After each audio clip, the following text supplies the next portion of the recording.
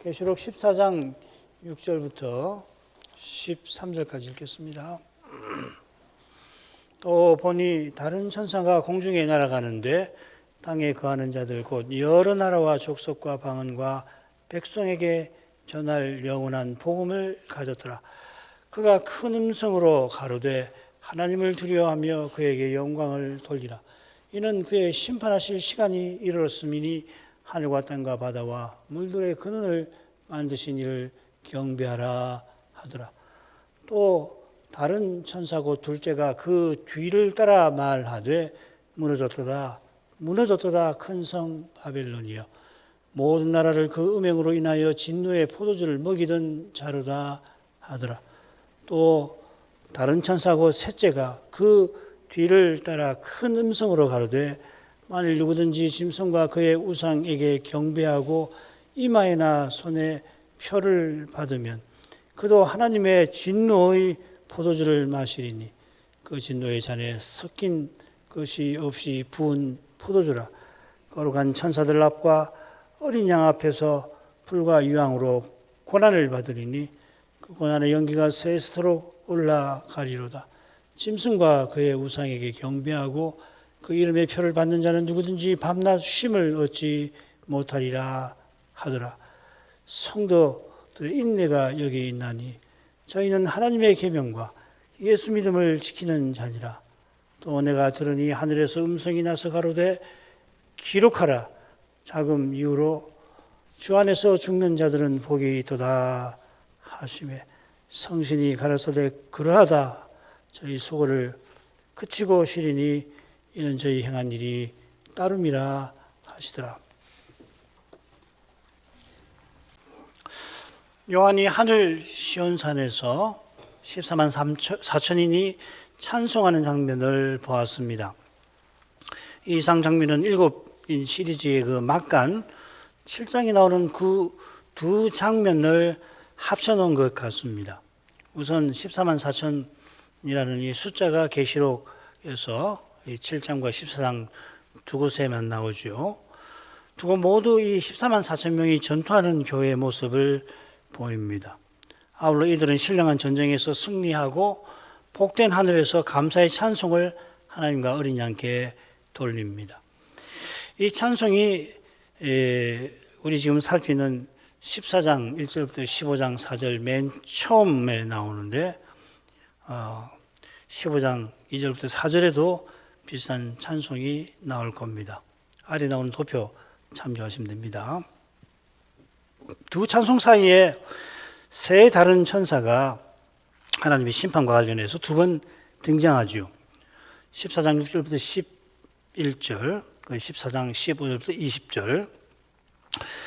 세 다른 천사가 두 번 나오는데 동일한 세 천사인지 단정하긴 힘듭니다. 처음 세 다른 천사는 영원한 복음을 전하는 동시에 하나님의 심판을 예고합니다. 나중 세 다른 천사는 하나님의 구원과 심판이 이루어지는데 봉사합니다. 이 셋째 단락 한가운데 사람의 아들 같은 주님께서 구름에 앉아 손에 예리한 낫을 지니고 계신 것처럼 주님께서 이 다른 천사들을 쓰셔서 구원과 심판의 일을 하시는 거겠죠. 자, 14장 6절 7절 읽습니다. 또 보니 다른 천사가 공중에 날아가는데 땅에 거하는 자들 곧 여러 나라와 족속과 방언과 백성에게 전할 영원한 복음을 가졌더라. 그가 큰 음성으로 가로되 하나님을 두려워하며 그의 영광을 돌리라. 이는 그의 심판하실 시간이 이르렀음이니 하늘과 땅과 바다와 물들의 근원을 만드신 이를 경배하라 하더라. 요한이 보니 다른 천사가 공중에 날아갑니다.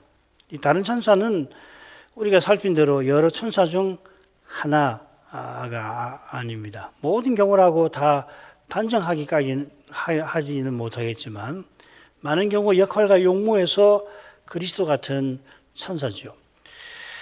다른 천사가 공중에 날아가는 것은 일곱 나팔에서 독수리가 공중에 날아가며 화가 있을지로다, 화였을지로다 선언한 것과 묘하게 짝을 이룹니다. 이런 내용을 또 좀 더 알게 될 겁니다.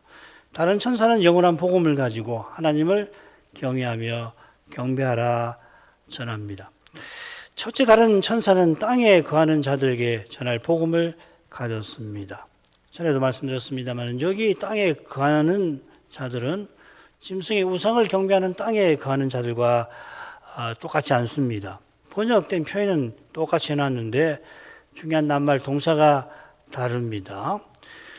짐승의 우상을 경배하며 교회를 핍박하다가 멸망에 떨어지는 자들은 땅에 거하는 산다는 말인데요. 거주한다는 말인데 여기는 땅에 앉은 자들이라고 이렇게 되어 있습니다. 이 앉다라고 하는 낱말은 하나님과 장로들이 자기 보좌에 앉으시는 데도 쓰이고 음녀 바벨론이 많은 물 위에 앉거나 짐승을 타는 데도 쓰입니다. 어떤 의미로 앉다라는 낱말을 여기 썼는지 여전히 잘 알기는 어려우나 다른 천사가 이들에게 영원한 복음을 전하는 사실에서 이들이 땅에 가는 자들과 달리 하나님을 경외할 수 있음을 분명 암시하는 겁니다. 땅에 앉은 자들은 곧 여러 나라와 족속과 방언과 백성입니다. 여러 나라라고 했는데 실은 모든 나라라고 해야 정확합니다. 모든이라고 되어 있습니다. 여러 하면 많다는 이야기인데 우리 주님께서 세상 끝이 되기 전에 모든 민족, 여기 여러 나라를 모든 민족이라고 마태복음에 번역했습니다. 에게 증거되기 위하여 온 세상에 복음이 전파될 거라 하셨습니다. 이 예언이 이루어지는 과정의 그 전체 활동을 지금 다른 천사가 맡은 건 아닌 것 같아요. 왜냐하면 그의 심판하실 시간이 이르렀다 이렇게 전하기 때문에 그 내용에서 또 이어지는 두 다른 천사가 예고하고 알리는 심판이죠. 무너졌다 바벨론이든지 마지막 심판 내용에서 짐작됩니다만은 땅에 앉은 자들에게 전할 복음이라고 한 표현도 마찬가지예요. 신약 성경에 이 전한다고 새긴 유한겔리조라는 말인데 54번이 나오는데 다 살펴보면 이것처럼 이 전치사를 이곳에 쓴 전치사를 써서 사용된 예가 달리는 없어. 여기만 나와요. 위에라는 말이고 땅에 앉은 자들 할 때 그 땅에하고 같은 전치사입니다. 다른 천사가 공중에 날아가면서 영원한 복음을 가졌는데 사도와 교회가 모든 민족에게 전하는 것과 달리 모든 나라 위에 전하는 그런 모습입니다. 주께서 약속대로 역사 내내 모든 민족에게 전하신 그 복음을 다른 천사가 가지고서 이제 모든 나라 위에 중요한 명령을 전달하는 것 같습니다. 자, 그런 점에서 큰 소리로 말하는 것이기도 하겠죠. 그 명령은 하나님을 두려워하고 그에게 영광을 돌리라 하는 건데 결국 경배하는 것하고 같은 거죠. 그죠? 이 부분을 이렇게 그 줄거리를 볼 수 있습니다. 하나님을 두려워하며 그에게 영광을 돌리라. 그 짝을 이루는 보면 이 근원을 만드신 이를 경배하라. 같은 내용이죠. 결국은 가운데 그 이유가 나오는데 이는 그의 심판하실 시간이 이르렀기 때문이다. 하나님을 두려워하고 하나님께 영광 돌리는 것이 하나님을 경배하는 것과 짝을 이룹니다. 하나님을 경배하는 이것이 얼마나 중대한지 재림 직전에 벌어질 그 두려운 어두운 상황에 비춰 환히 드러나고 있습니다. 하나님의 심판이 임박했는데도 온 세상이 짐승을 경배하며 멸망의 벼랑으로 질주할 겁니다. 특별히 다른 천사는 여기서 하나님을 하늘과 땅과 바다와 물들의 근원을 만드신 분이라 밝힙니다. 이것은 계시록 5대 대목, 7대접, 특별히 16장에 하나님께서 시행하실 마지막 심판들을 암시하는 것 같습니다. 처음 4대접이 이렇게 되어 있죠. 그죠? 15장 1절도 마찬가지입니다. 다음 시간에 아마 말씀드릴 텐데 15장 1절도 그게 7대접을 시행할 천사에 대한 예고거든요. 거기도 이렇게 암시를 미리 5단락에 다룰 내용을 암시를 하고 있는 것 같습니다. 그처럼 하나님께서 진정으로 만드시는 분, 행하시는 분임을 강조하면서 둘째 짐승이 영혼의 악한 욕심을 위하여 온갖 짓을 행하는 그 어리석고 사악함을 꼬집는 것 같습니다. 하나님만이 진정으로 만드시는 분, 창조하시는 분, 하나님께서만 진정으로 행하시는 분이라는 걸 강조하는 거죠. 창조주이시면서 섭리하시는 분이시잖아요. 만든다는 말을 포에오라는 말 둘 다 사용할 수 있습니다. 만든다, 행한다. 이것이 그의 심판하실 시간이 이르렀음이니 하는 표현과도 붙어 있습니다. 그의 같은 표현이 여섯째인 장면 마지막에 이렇게 나오죠. 6장 17절 그들의 진노의 큰 날이 이르렀으니 누가 능히 서리요 하더라. 여섯째는 최후 심판에 관한 장면이라고 우리가 해석했습니다. 일곱째 납할 때, 즉 셋째 화에도 같은 표현이 나왔습니다. 주의 진노가 임하여. 여기 여우랑 비슷하죠, 그죠? 그 임한다는 표현이 한 군데 더 나오는데 18장 10절에는 바빌론의 심판이 이르렀다. 뭐 이렇게 에르센이라는 말인데 그 다음으로 가죠. 바빌론 심판이 이 하나님의 진노가 들이닥칠 때 있을 중요한 사건이죠, 그죠? 최후의 심판 직전에 있을 일입니다. 둘째 다른 천사가 바로 그 일을 예고합니다. 8절입니다. 또 다른 천사 곧 둘째가 그 뒤를 따라 말하되 무너졌도다 무너졌도다 큰 성 바빌론이여 모든 나라를 그 음행으로 인하여 진노의 포도주를 먹이던 자로다 하더라. 다른 천사 곧 둘째라고 표현한 것은 이 천사가 앞선 다른 천사와 함께 활동하는 사실을 보여줄 것입니다. 그 뒤를 따른다는 말이 그런 뜻이기도 하죠. 무엇보다 그가 말하는 내용이 첫째 다른 천사가 심판의 날이 이르렀다고 경고한 것과 쫙 붙어 있는 겁니다. 둘째 다른 천사가 전하는 내용이 계시록 18장에 거의 똑같이 이렇게 나옵니다. 18장 2절 3절 무너졌다 무너졌다 큰 성 바빌론이여 그 음행의 진노의 포도주를 인하여 만국이 무너졌으며 또 땅의 왕들이 그로 더불어 음행하였으며. 지난번에 둘째 짐승이 큰 성 바빌론과 밀접히 관련되어 있다 말씀을 드렸죠. 김 목사님은 둘째 짐승이 영적인 바빌론을 만들어내는 그런 인물이라 해석을 합니다. 첫째 짐승을 경비하는 땅이 이 바빌론을 이룰 겁니다. 마귀와 짐승과 거짓 선자가 불못에 던져지는 것이 첫째 다른 천사가 예고한 심판의 날에 있을 가장 중요한 심판 중 하나일 겁니다. 그 심판에 앞서서 바빌론이 무너지는 일이 있을 것입니다. 무너져야 하는 이유가 모든 나라를 그 음행으로 인하여 진노의 포도주로 먹이던 짓에 있습니다. 여기 14장에서는 그 음행으로 인하여 진노의 포도주라 새겼는데 18장 3절에서는 좀 더 여자적으로 그 음행의 진노의 포도주 이렇게 번역했습니다. 이 원문을 그대로 하면은 18장까지 됩니다. 이걸 풀면은 14장까지 풀어서 번역할 수 있죠. 음행이라고 하는 건 무엇보다 첫째 짐승이 우상을 섬기는 짓이고 아울러 세상 행복에 취하는 짓이고 결국 용이 바라는 대로 교회를 핍박하는 일로 이어집니다. 이것은 음녀 바벨론이 성도들의 피와 예수 증인들의 피에 취한지라 하는 표현과도 붙어 있습니다. 상세한 건 17, 18장에서 살피도록 하겠습니다. 이 음행의 진노의 포도주를 마신 그 짓 때문에 하나님의 진노의 포도주를 마시게 되는 겁니다. 이게 셋째 다른 천사가 전하는 내용이니까 그리로 하죠. 또 다른 천사고 셋째가 그 뒤를 따라 그 큰 음성으로 가로되 만일 누구든지 짐승과 그의 우상에게 경배하고 이마에나 손에 표를 받으면 그도 하나님의 진노의 포도주를 마시리니 그 진노의 잔에 섞인 것이 없이 부은 포도주라. 거룩한 천사들 앞과 어린 양 앞에서 불과 유황으로 고난을 받으리니 그 고난의 연기가 새스도록 올라가리로다.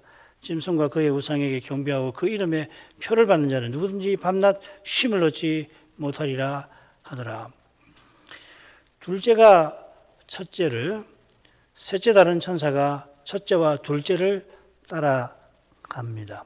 그 뒤라고 했는데 그들 뒤를 따라간다 이렇게 되겠습니다.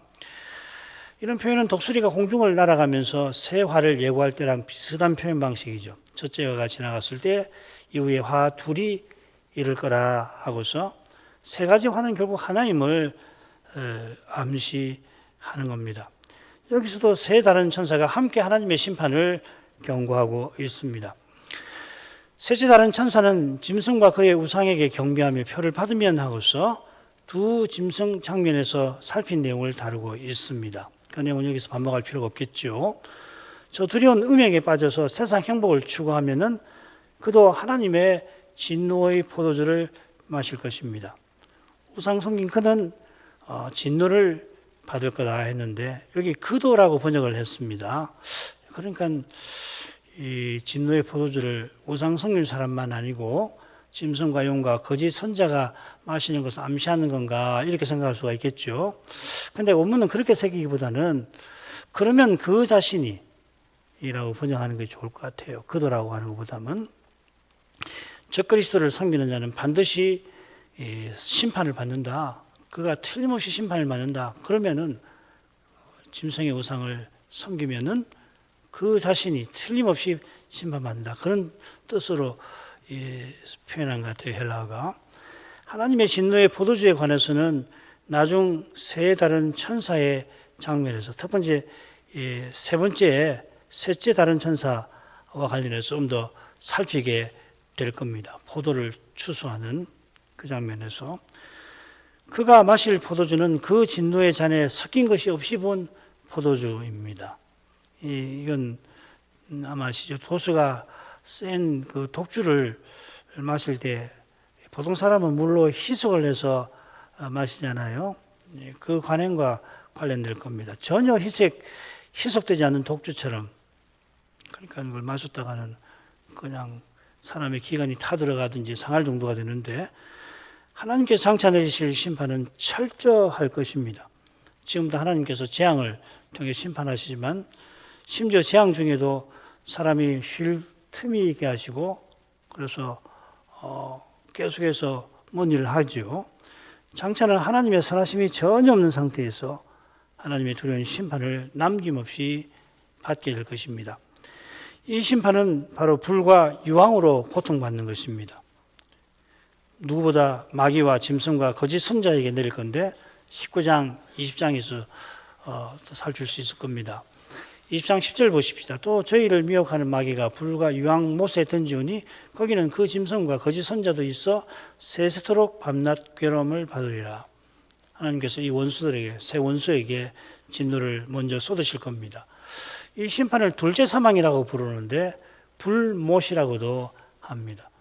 거기에 적그리스도를 숭배하고 성도의 피해 취한 잔인하게 순교시킨 이들도 던져질 것입니다. 그들이 거룩한 천사들 앞과 어린 양 앞에서 받을 겁니다. 이는 어린 양께서 모든 천사를 대동하고 심판을 행하시는 사실과 연결되는 것 같아요. 양과 염소의 비유 맨 처음에 보면 천사들이 주님의 지시를 받아 모든 사람을 모으죠. 분류를 하죠.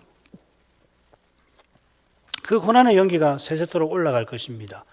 그들의 고통의 연기, 고난보다는 고통이 더 좋을 것 같은데 연기는 정확하게 무엇을 가리키는지 궁금합니다. 황충 장면이나 마병대 9장 10장을 9장이죠. 9장을 보면 이 황충 장면과 마병대 장면이 나오는데 거기 사람을 괴롭게 하는 연기가 무저경에서 올라왔죠.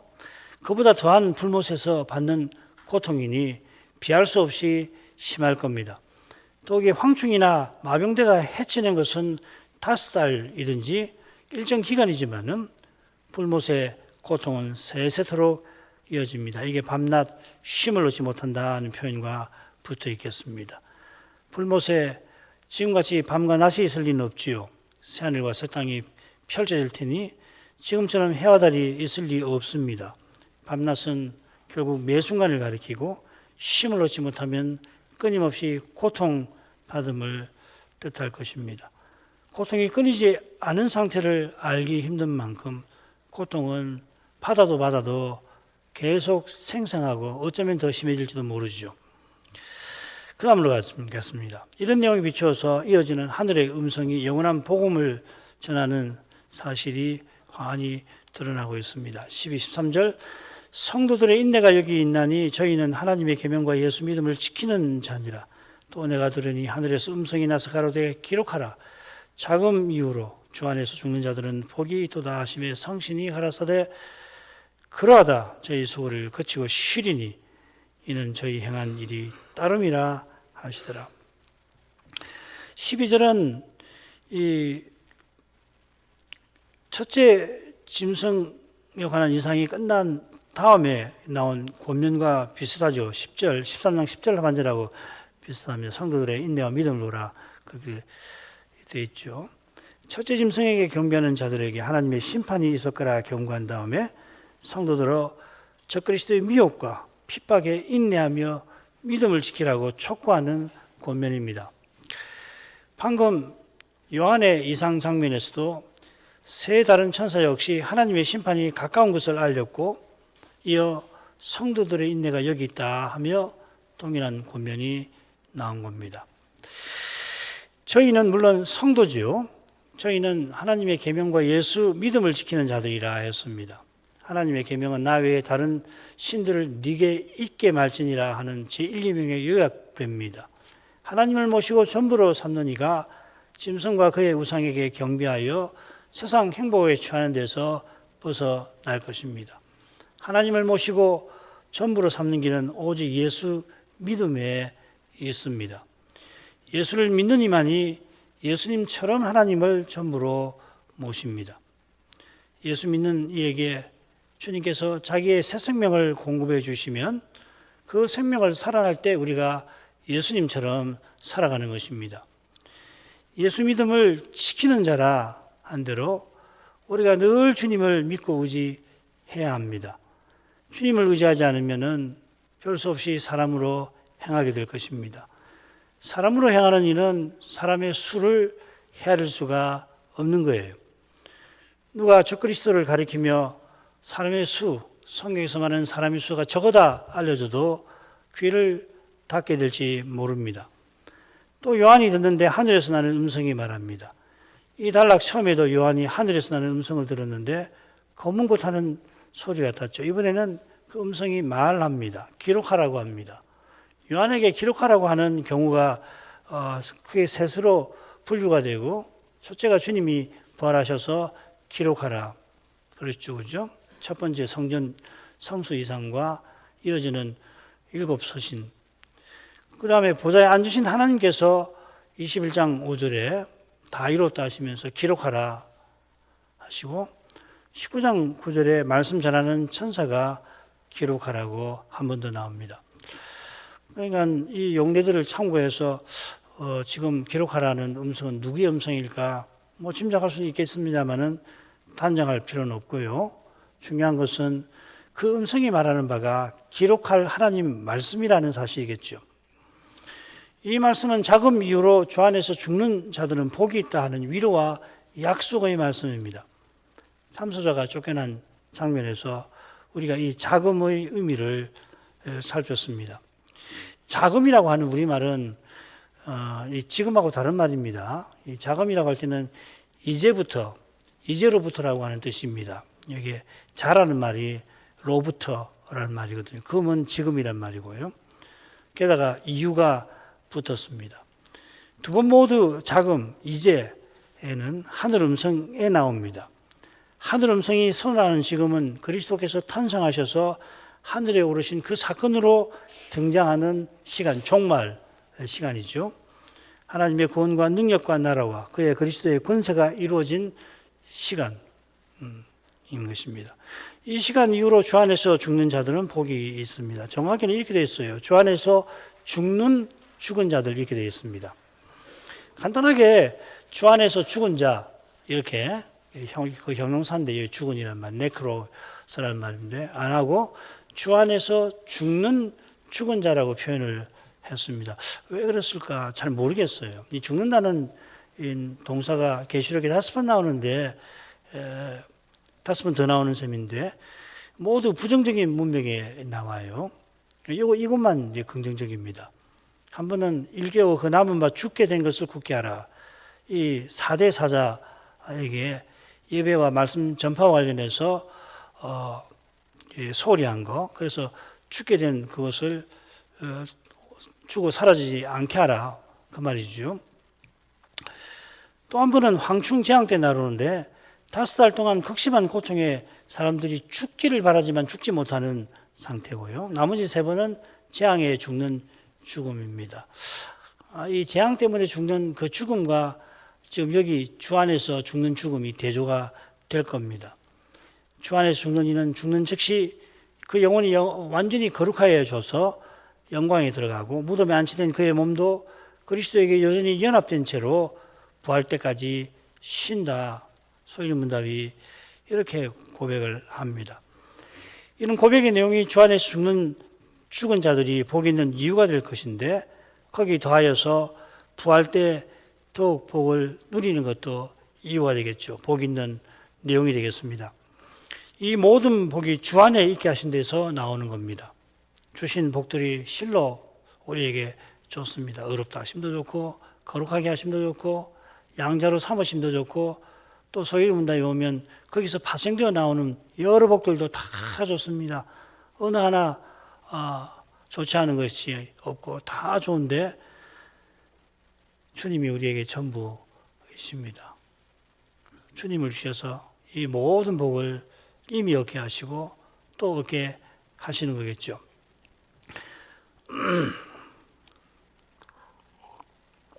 하늘의 음성이 이렇게 말하자 성신께서 그러하다 확인해 주십니다. 주 안에서 죽은 자들이 복이 있는데 저희 수고를 거치고 쉬는 사실에 있습니다. 이것은 방금 셋째 다른 천사가 짐승을 경배하는 자들에게 경고한 심판과 대조를 이루죠. 그들은 밤낮 쉼을 얻지 못할 겁니다만은 주 안에서 죽은 자들은 쉴 것입니다. 다섯째인 장면 보면 순교한 영혼들이 탄식하며 기도할 때 하나님께서 그들에게 잠시 쉬라 하셨습니다. 잠시 동안 하고 자금 이어 시간이 같은 시간이죠. 이 쉰다는 동사가 계시록에 두 곳에만 나오고 같은 내용입니다. 정확하게. 짐승을 경배한 이들이 영원히 쉬지 못하는 것과 달리 주 안에서 자금 이유로 주 안에서 죽는 자들은 잠시 쉬다가 재림 때 영원히 하나님을 가까이 하게 하실 겁니다. 이 쉼은 수고에서 벗어나는 겁니다. 수고는 지금 여기서 주의 일을 행하는 데 따르는 고생과 어려움과 고난을 가리킵니다. 바울은 장래의 부활을 힘써 전하는 그 끝에 우리의 수고에 관해서 이렇게 교훈합니다. 그러므로 내 사랑하는 형제들아 경고하며 흔들리지 말며 항상 주의 일에 더욱 힘쓰는 자들이 되라.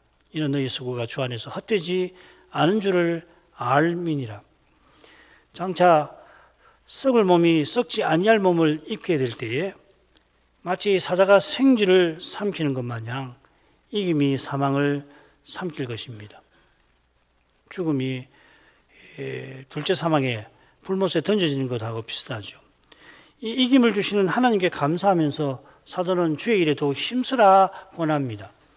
지금 여기서는 주의 일에 힘쓸 때 수고를 피하지 못합니다.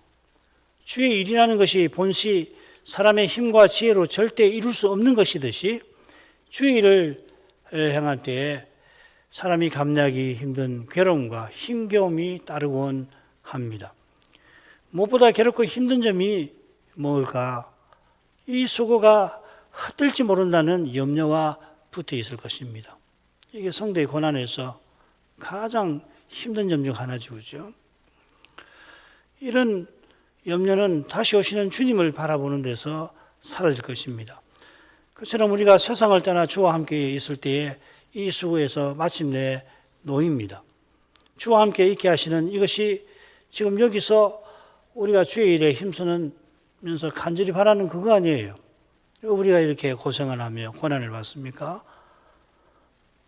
이게 빌립보서 1장에서 바울이 푼 소원이기도 하잖아요. 빌립보서 1장 21절부터 24절 있습니다. 이는 내게 사는 것이 그리스도니 죽는 것도 유익함이니라. 그러나 만일 육신으로 사는 이것이 내 일의 열매일진데 무엇을 갈리는지 나는 알지 못하노라. 내가 그 두 사이에 끼었으니 떠나서 그리스도와 함께 있을 욕망을 가진 이것이 더욱 좋으나 그러나 내가 육신에 거하는 것이 너에게 더 유익하리라. 내게 사는 것이 그리스도시라는 이 고백은 이제 내 안에 그리스도가 사신다는 그 고백이지요. 내 안에 그리스도께서 사시는 이것이야말로 그리스도와 연합된 것, 그리스도와 함께하는 겁니다. 그런데 지금 그리스도와 함께하는 것보다 더 함께하는 상태가 있습니다. 그 상태가 떠나는 때 주 안에서 죽는 때에 나아가는 그때 우리에게 기다리는, 우리에게 주시는 상태입니다. 이 상태가 복이 있는 이유를 바울은 그리스도와 함께 있는 거라 교훈하죠. 지금 여기서는 주께서 내 안에 사시는 실질을, 그러니까 내가 그리스도와 연합되었다는 것을 생생하게 맛볼 수 있는 방도가 믿음이에요. 믿음으로만 이걸 보는 거라고요. 내가 그리스도와 함께 십자가에 못 박혔나니 그런 적이 전에 내가 산 것이 아니요 오직 내 안에 그리스도가 사신 것이라 고백을 합니다. 이건 이루어진 일이에요. 성신을 믿는 자에게 주셔서 그리스도께서 그 성신으로 우리 안에 사시는 것은 틀림없습니다. 그런데 이걸 실감을 못한단 말이죠. 육신으로 행하면 뭐 실감이 될 게 없죠. 반대가 되겠죠. 어떻게 실감이 되나? 그리스도가 내 안에 사셔서 사시니까 그리스도가 내 안에 사시면 내가 네 안에 산다라고 하는 것을 입증을 해주시는 거 아니에요? 그게 나를 통해서 드러내시는 거예요. 자기의 품성을 드러내시고 자기 일을 행하시는 나를 써주시는 건데 믿음으로만.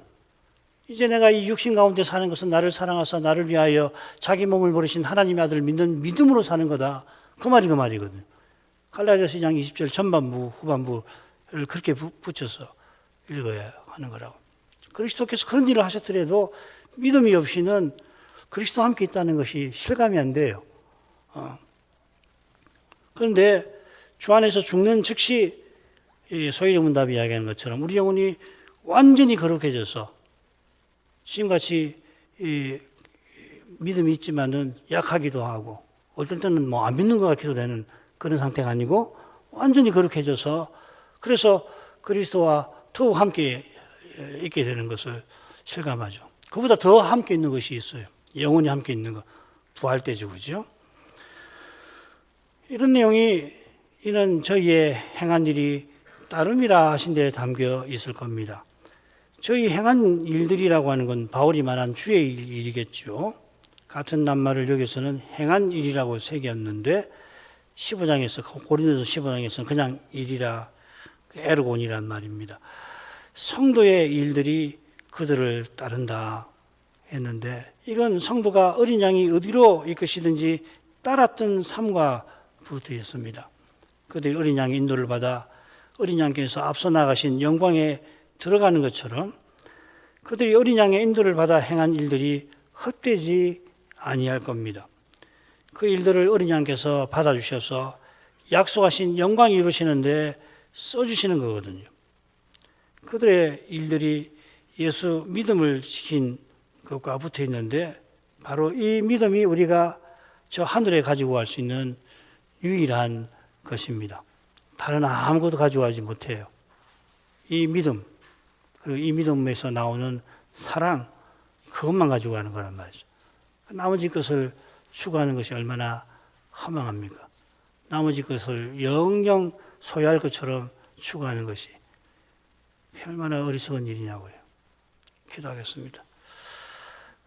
걸어가신 아버지, 세 다른 천사가 하나님의 심판이 이른 것을 알리고 그 심판이 어떻게 음녀 바벨론에 임하며 마침내 음녀 바벨론이 탈 짐승을 숭배한 자들이 영원한 심판에 떨어질 것을 예고한 장면을 살폈습니다. 하나님이 심판이 곧 들이닥칠 것을 전하는 첫째 다른 천사가 땅에 앉은 자들 위해 영원한 복음을 선포하며 창조주 하나님을 경외하고 그분께 영광을 돌리라 선언합니다.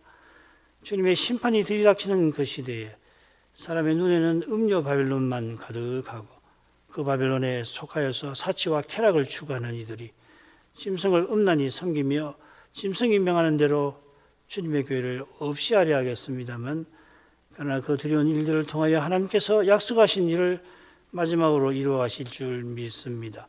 성도의 인내가 여기 있다 하신 이 권면이 특별히 이 시대에 얼마나 절실한지 모를 수 없나이다. 하늘의 음성이 메시아 오신 이후로 주 안에서 죽는 죽은 자들이 복이 있다 하고서 성신께서 과연 그렇다 확정하여 주신 그 말씀을 우리 마음에 새기게 해주시고 주의 일에 더욱 힘쓰게 해주시고 혹 원수의 공격과 인생의 연약함에 우리의 수고가 헛되지는 않을까 염려가 일어날 때마다 주께 그 염려를 다 맡기고서 다만 주께서 말씀하시는 그 약속을 굳게 믿고서 말씀으로 인도하시는 그 인도를 착실히 날마다 받아 나갈 수 있게 하시옵소서. 예수님 이름으로 기도합니다. 아멘.